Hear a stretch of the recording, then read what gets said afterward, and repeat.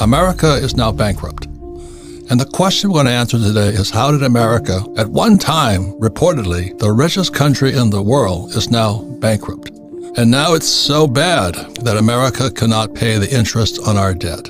To understand that, we have to have three old guys today here because we've seen it happen over all these years. We can see it coming. The question is, what does that mean? That'd be like you saying, oh, I took out 10-second mortgages on my house, but now my job at McDonald's doesn't cover the mortgage payments. What does that mean? It means you'd be living out back of McDonald's. That's what it means, if you can understand this whole thing. Very, very important to understand how the richest country in the world went broke, and we're broke today. A lot of people had no idea back then, and unfortunately, to this day, they don't. How do we become bankrupt? How is it that we owe $1 trillion in interest payments and we don't collect that much? On top of that, we owe Social Security, Medicare, and the biggest asset in America today is student loan debt.